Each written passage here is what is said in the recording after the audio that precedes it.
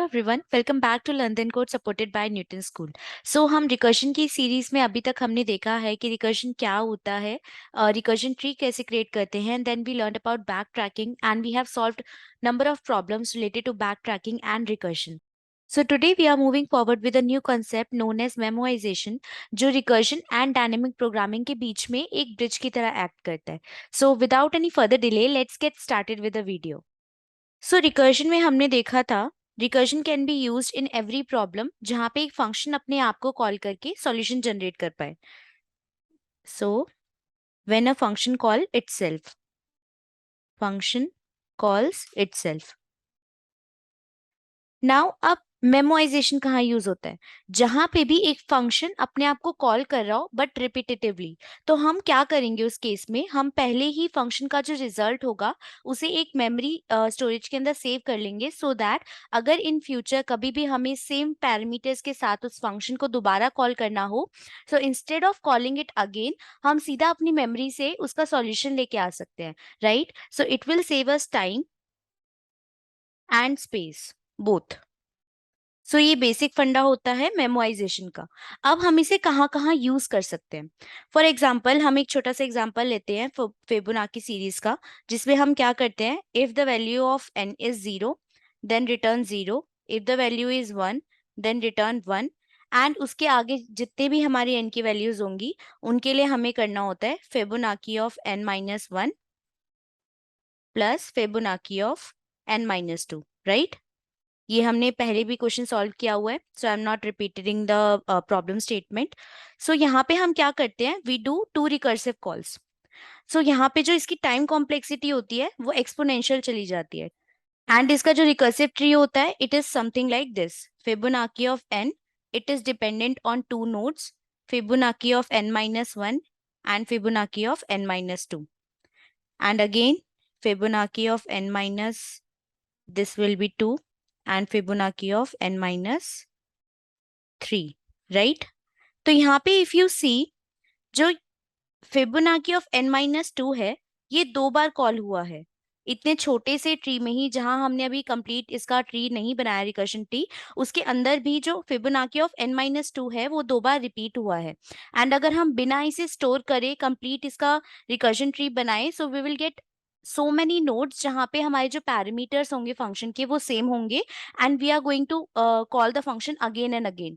That is why जो हमारी time complexity है and space complexity also, both are 2 raised to power n।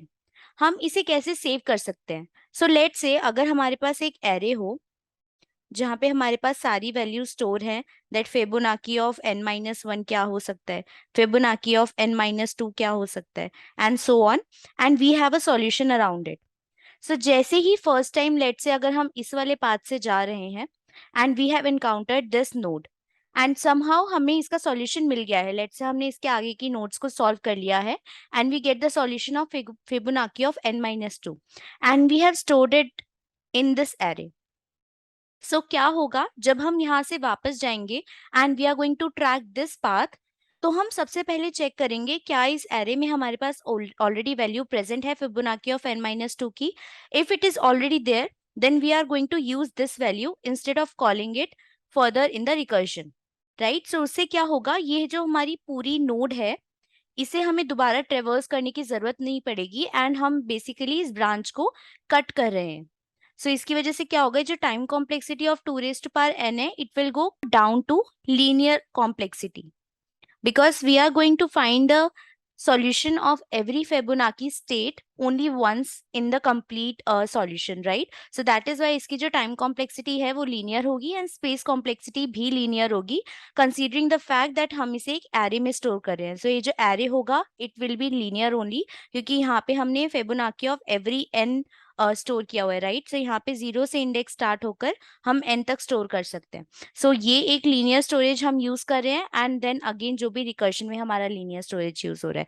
सो यहाँ पे हमने क्या किया, by simply storing the solution of your already calculated results in some form of storage, it can be a array, map or any other form of data structure you can use। उससे क्या होगा, बार बार repetitively अपने functions को call करके same parameters के साथ एक solution find out करने की कोशिश नहीं करोगे। सो हमारा मेमोराइजेशन कहाँ पे यूज हो सकता है? It can be used in the problems जहाँ पे हमारे ओवरलैपिंग सब प्रॉब्लम्स हो। ये तो अभी हमने एग्जाम्पल से देख ही लिया है, सब प्रॉब्लम्स। इसका मतलब क्या है? ओवरलैपिंग सब प्रॉब्लम्स का मतलब होता है कि जैसे हमने यहाँ भी देखा फिबोनाची ऑफ n-2 दो बार रिपीट हो रहा है। So these are basically sub problems of our main problem and ये रिपीट हो रही है। So these are overlapping in nature. And the second thing is आपका जो प्रोग्राम होगा वो रिकर्सिव होना चाहिए, क्योंकि जो मेमोराइजेशन होता है उसका बेसिक कंसेप्ट ही यही होता है कि हम रिकर्शन के time complexity and space complexity को कैसे रिड्यूस कर सकते हैं। So that's it about memorization. इसका अब हम एक एग्जांपल देख लेते हैं। So the question is just to give a brief. यहाँ पे अगर हमें n की वैल्यू 0 गिवन होती है, सो आंसर होता है हमारा 0। Fibonacci series is a series जो कुछ ऐसी दिखती है, 1 3 5 8। सो इसमें बेसिकली क्या होता है, if your value is 0 then the answer is 0। If your value is 1 then your answer is 1. If your value is greater than 1, then the answer is sum of your previous two values. So it will be Fibonacci n-1 plus Fibonacci n-2. For example, जैसे यहाँ से start हुआ 0, then 1, then यहाँ पे addition of 0 and 1 which is 1, then addition of 1 and 1 which is 2, then addition of 1 and 2 which is 3, addition of 2 and 3 which is 5, addition of 3 and 5 8 and so on. So this is your Fibonacci series. So इसका अगर हमें recursive code लिखना होगा, so it would be very simple. आपको यहाँ पे एक function बनाना है int, because return type हमारा इसका int होगा, we are returning an integer here, or long, and then name of the function is let's say Fibonacci. Input में हमें खाली एक वेरिएबल चाहिए n. So then we are going to write a base condition if the value of n is equal to 0, or if the value of n is equal to 1, then simply return n. जैसा कि यहाँ पे था, अगर n की value 0 है then you have to return 0. If the value of n is 1 then you have to return 1 here. And else just return Fibonacci of n-1 plus Fibonacci of n-2. सो ये आपका सिंपल रिकर्सिव कॉल हो जाएगा। This is your recursive function. And इसका recursion tree कैसे बनेगा, जैसे अभी हमने ऊपर देखा था। लेट्स से अगर हमें फिबोनाची ऑफ 4 कैलकुलेट करना होगा, so Fibonacci of 4 is equal to Fibonacci of 3 plus Fibonacci of 2, right? Then Fibonacci of 3 is again equal to Fibonacci of 2, then Fibonacci of 1, and again 2 is equal to Fibonacci of 1 and Fibonacci of 0. And again यहाँ पे Fibonacci of 2 में हमारे पास होगा Fibonacci of 1 plus Fibonacci of 0. And these are all हमारी base conditions. So यहाँ से 1 return होगा, यहाँ से 0, यहाँ से 1, 1 and 0. So हमारे पास return क्या होगा? For 2 we have 1 plus 0 which is 1. Then for यहाँ से रिटर्न होगा 1 एंड यहाँ से रिटर्न होगा 1, तो Fibonacci of 3 is 2. And then यहाँ से 2 रिटर्न हुआ एंड यहाँ पे वी हैव अगेन 2 के लिए 1 प्लस 0 विच इज 1 एंड यहाँ से रिटर्न हुआ 1, so it will be 3. So Fibonacci of 4 is equal to 3 which is 0 1 2 3 4, right? So हमने यहाँ पे रिकर्जन ट्री से भी वेरीफाई कर लिया that the answer should be 3. And यहाँ पे हमारा जो रिकर्सिव कॉल है it is taking 2 raised to power n complexity in terms of time and space both. So यहाँ पे भी n.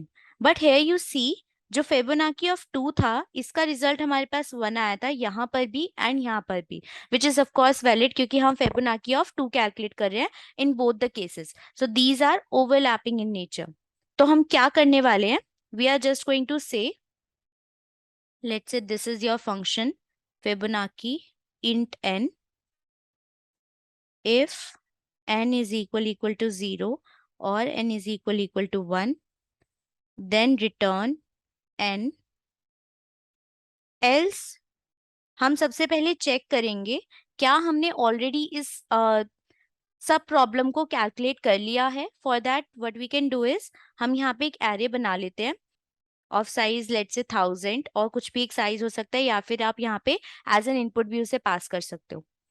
And you are going to check if array of n is not equal to 0, that means आपके पास already इस सब problem का solution है।